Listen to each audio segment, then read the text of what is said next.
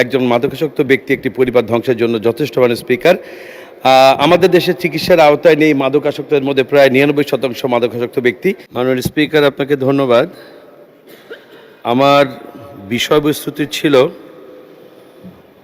মাননীয় স্পিকার, আমার পিরোজপুর জেলার রেল লাইন চালুকরণ প্রসঙ্গে। মাননীয় স্পিকার, পিরোজপুর ও তার আশপাশের জেলাগুলো কৃষি ও মৎস্য সম্পদের জন্য বিখ্যাত। মাননীয় স্পিকার, রেল লাইন থাকলে এই অঞ্চলের কৃষিপণ্য যেমন নারকেল, সুপারি, পেয়ারা কিংবা মাছ দ্রুত সুলভ মূল্যে ঢাকা বা অন্যান্য বড় শহরে পাঠানো সম্ভব হবে। বর্তমানে গোপালগঞ্জ পর্যন্ত রেল সংযোগ চালু থাকলেও পিরোজপুর পর্যন্ত রেল লাইন চালু নেই।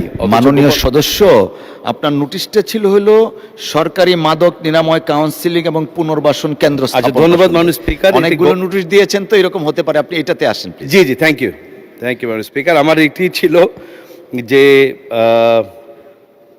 মাদকের বিষয়ে আমার ছিল যে আমার পিরোজপুরে একটি আধুনিক মাদক নিরাময় কাউন্সিলিং ও পুনর্বাসন কেন্দ্র স্থাপন প্রসঙ্গে। মাননীয় স্পিকার, মাদক এক ভয়াবহ ক্ষতিকর বিষয় যার প্রভাব একটি মানবিক রাষ্ট্র গঠন ও প্রক্রিয়ার মারাত্মকভাবে ব্যাহত হয়। আন্তর্জাতিকভাবে মাদকাসক্তি মারাত্মক ব্যাধি হিসাবে পরিগণিত।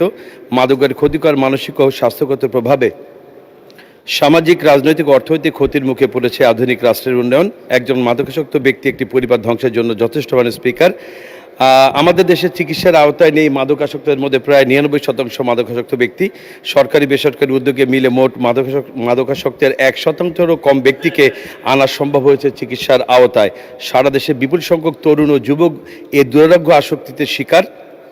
কিন্তু মাদকাসক্তির চিকিৎসা নিরাময়ের জন্য সরকারি প্রতিষ্ঠান আছে মাত্র 4টি। এছাড়া বেসরকারি নিরাময় কেন্দ্রের সংখ্যা প্রায় 355টি। মাদকাসক্তের সংখ্যা নিয়মিত বাড়ায় চিকিৎসার সুযোগ সুবিধা আরও জরুরি হয়ে পড়েছে। মাননীয় স্পিকার, এই জন্য আমাদের পিরোজপুরে একটি মাদক নিরাময় কাউন্সিলিং পুনর্বাসন কেন্দ্রের জন্য মাননীয় স্বরাষ্ট্রমন্ত্রী মহোদয় ব্যবস্থা। ধন্যবাদ মাননীয় সদস্য।